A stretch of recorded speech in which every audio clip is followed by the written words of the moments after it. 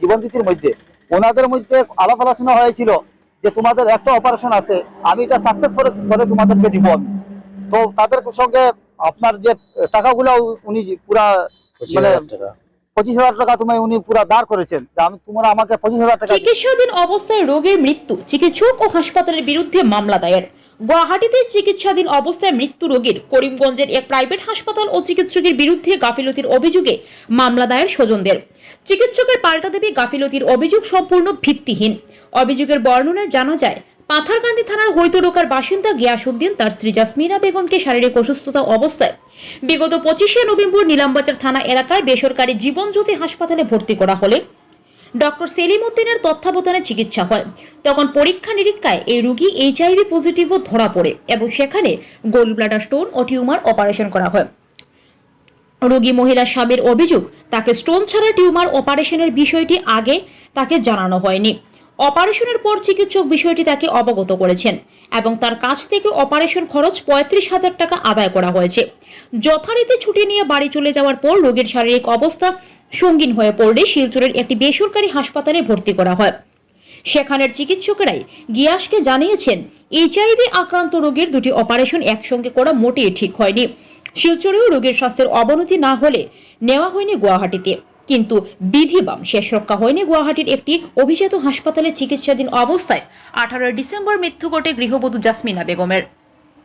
মৃতদেহ নিয়ে বাড়িতে ফিরে 20শে ডিসেম্বরে গিয়াসউদ্দিন তার স্ত্রীর অকাল মৃত্যুর জন্য ডক্টর সেলিম উদ্দিন ও ইলামবাজার বালিয়ার জীবনজ্যোতি হাসপাতালের গাফিলতিকে দায়ী করে মামলা দায়ের করেছেন। সংবাদ মাধ্যমে গিয়াস দাবি করেন, তার স্ত্রীর মৃত্যু সহ যাবতীয় বিড়ম্বনার জন্য চিকিৎসকের গাফিলতি দায়ী। কারণ একজন এইচআইভি রোগীকে একসঙ্গে দুটি অপারেশন করেই নাকি তার স্ত্রীকে মৃত্যুর পথে ঠেলে দেওয়া হয়েছে। এদিকে চিকিৎসক সেলিম উদ্দিন সংবাদ মাধ্যমে ঘটনার খোলাসা করতে গিয়ে বলেন, রোগীর শারীরিক অবস্থা সঙ্গীন অবস্থাতেই হাসপাতালে আনা হয়েছিল। রোগীর স্বজনদের সঙ্গে যাবতীয় বিষয়ে আলোচনা করে তাদের মতামত নিয়েই অপারেশন করা হয়েছিল। চিকিৎসা পদ্ধতি বা কোনোভাবে তার বা হাসপাতালের কোনো গাফিলতি নেই। তিনি এও দাবি করেন, ঘাটের টাকা খরচ করে রোগীদের বাঁচানোর জন্য পড়াশোনা করে চিকিৎসক হয়েছেন, মারার জন্য নয়। তিনি নাকি গত বছরে কম করেও 1 লক্ষ রোগীর অপারেশন করেছেন, কিন্তু কোনোদিনই তার বিরুদ্ধে গাফিলতির অভিযোগ ওঠেনি। তিনি তার বা হাসপাতালের বিরুদ্ধে উত্থাপিত অভিযোগ প্রসঙ্গে বলেন, কোনো কুচক্র তার ও জীবনজ্যোতি হাসপাতালের মর্যাদা নষ্ট করার মতলবে অভিযোগকারীকে বিভ্রান্তিত করে আইনের দ্বারস্থ করেছে। মামলা যখন হয়েছে, নিশ্চয়ই তদন্ত এবং বিচারে আসল সত্যটা প্রকাশ পাবে। জাহিরুল ইসলাম স্যার, আমরা বড় দুঃখ আবেগজনক ভাবে আপনার কাছে আমরা মিডিয়াতে আমরা আইছি। আমার বাড়ি পাথারকান্দি পূর্ব হৈতরকা গ্রামে। আমাদের একজন পেশেন্ট জাসমিনা বেগম, এই জাসমিনা বেগমকে আপনার 26/11/2023-এ গোল্ড ব্লাডার আছিল, গোল্ড ব্লাডার মানে কিডনির মধ্যে স্টোন আছিল আমার পিতর মধ্যে। তখন আমাদের এই ওনার জামাই ওখানে কিনারে আছে, আমি আপনার জাসমিনা বেগমের মামা।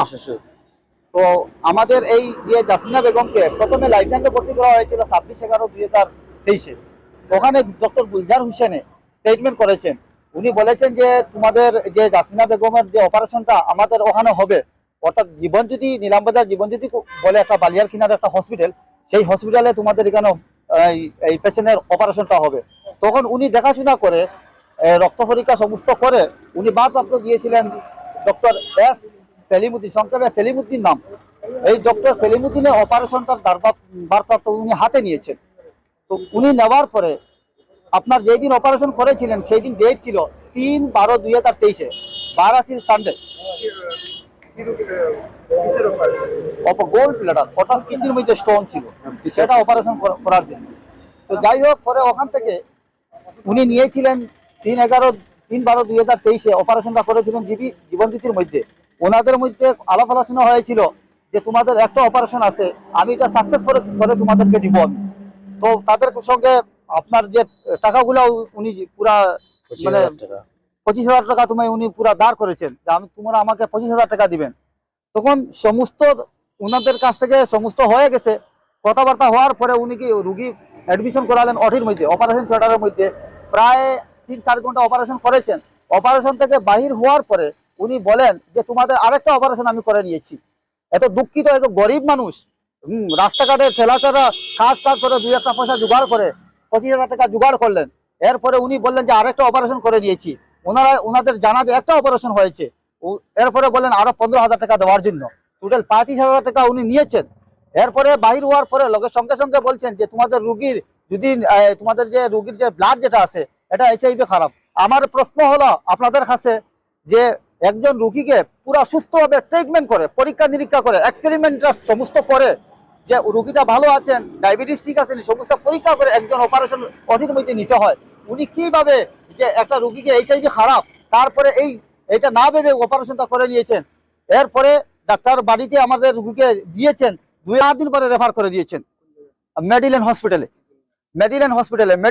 হসপিটালে থাকা অবস্থা উনাদের বিল প্রায় 3 লক্ষ টাকার মতন হয়েছে। এই সমস্ত উনারা কিভাবে দিবেন, জমিন বিক্রি করে দিয়েছেন। তো উনাদের রুগীর অবস্থা খুবই খারাপ, এখন তো রুগীতে বাঁচাতে হবে। তো অ্যাপোলো হসপিটালে একজন ডাক্তার আমাকে বলছেন, মেডিলেন হসপিটালে ডক্টর অশোক রায়, আমার রেকর্ডিং আছে, তোমরা ওখানে ছোটখাটো একটা অপারেশন আছে, এখানে গেলে তোমাদের সাকসেস হয়ে যাবে। আপনাদের কাছে আমার অনুরোধ এইটাই আপনাদের কাছে তুলে ধরছি, একজন গরিব মানুষ কিভাবে এত টাকা জোগাড় করবে। আর উনারা বলে দিয়েছেন অলরেডি ওই অপারেশন করনেওয়ালা বর্তমানে এই রুগীর অসহায়, আজ প্রায় 15 দিন হয়ে গেছে, খানাপিনা কিছু নেই। তো উনারা অ্যাপোলো হসপিটালে দেওয়ার জন্য বলেছেন। তো আমি এটাই বলছি, একজন অপারেশন পেশেন্ট আবার 2 নম্বর অপারেশন কিভাবে করতে হবে। আমি রাস্তার মধ্যে আমার শরণালয়, গরিব মানুষ কিছু করতে পারবে না। তো মেট্রো হসপিটালে আমি নিয়েছি, মেট্রো হসপিটালে এখানে ভর্তি করেছি 17/12/2023 7:30টার সময় মেট্রো হসপিটালে ভর্তি করেছি। আমাদের যে ডাক্তার আসলো ডক্টর এস রায় বলে এখানে দিয়েছেন, আমরা চেষ্টা করব, আল্লাহর যদি হুকুম হয় তোমরা দোয়া করো, রোগীকে আমরা বাঁচাবার চেষ্টা করব। তারপরে আমি রাত্রে 12টার সময় আমার কাছে আবার কল আসলো, উনি বললেন যে তোমাদের ব্লাড লাগবে। তখন আমরা আরো 5 প্যাকেট আমরা ব্লাড দিয়েছি। ব্লাড দেওয়ার সঙ্গে সঙ্গে ব্লাডটা শরীরের মধ্যে না গিয়ে পেটের মধ্যে যায়। তো আমি পরের দিন 18 তারিখ 5:45 আমাদের এই রুগী ইহকাল থেকে পরকালে গমন করলেন।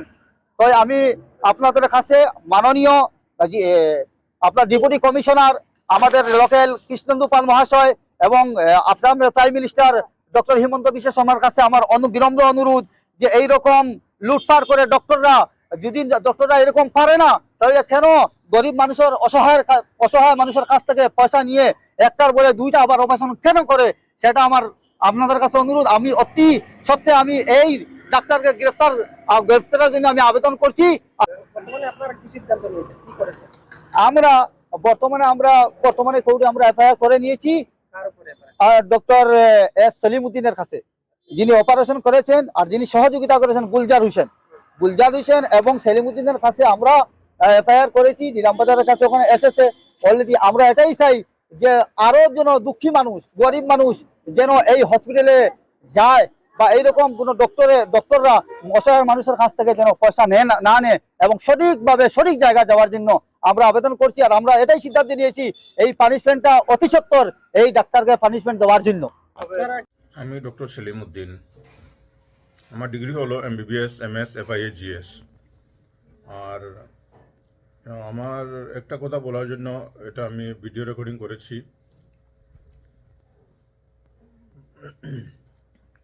এটা যে আমাকে বিবাদী বানিয়ে একজন পেশেন্ট পার্টি আমাকে আর আমার হসপিটালকে বিবাদী বানিয়ে একজন পেশেন্ট পার্টি একটা মানে কেস তুলেছে, যেটা হলো পেশেন্ট কিছুদিন আগে মারা গেছে। কিন্তু এটা কিন্তু ঠিক নয়, ওদেরকে বিভ্রান্ত বানিয়ে কেউ এরকম করেছে, ওদের পিছনে কেউ আছে। তা পেশেন্ট যখন অপারেশন করার কথা ছিল, পেশেন্টের কন্ডিশনটা খুবই খারাপ ছিল। আমি ওদেরকে বুঝিয়ে বলেছি যে আপনার পেশেন্টের কন্ডিশন ক্রিটিক্যাল, অপারেশন তো করতে হবে। আর হেপাটাইটিস সি ভাইরাস আছে, এটা অনেকটা কমপ্লিকেশন করতে পারে। তা অপারেশন করেছি, সবগুলো ঠিক হয়েছে। আর পেশেন্ট পরে মারা গেছে, কিছুদিন পরে মারা গেছে। এটা হেপাটাইটিস সি ভাইরাসে কমপ্লিকেশন করে, ওগুলা কমপ্লিকেশন হয়েছে, ওর জন্য মারা যেতে পারে। আর হসপিটাল তো পেশেন্ট জন্ম হয় হসপিটালে, মৃত্যু হতে পারে হসপিটালে, এরকম তো হসপিটালে হতেই থাকে। কিন্তু আমার লাইফে এরকম কোনোদিন হয়নি।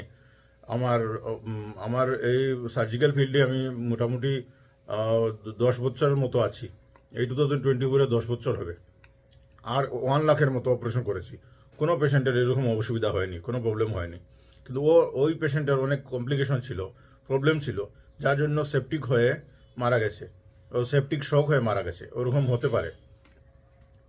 তো ওটাই আমার বক্তব্য থাকলো যে ওই পেশেন্ট মারা যাওয়ার পিছনে আমাদের ডক্টর বা হসপিটাল কর্তৃপক্ষের ওরা কোনো দায়ী নাই, আমিও দায়ী নাই।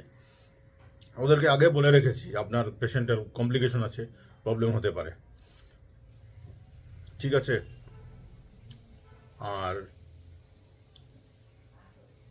আমরা এখানে সমাজে আছি, ডক্টর সমাজে আছি, সমাজের সার্ভিস দেওয়ার জন্য, মানুষকে সার্ভিস দেওয়ার জন্য, পেশেন্টকে মারার জন্য নয়। ঠিক আছে, আমি রাখছি এটা বলে। আসসালামু আলাইকুম।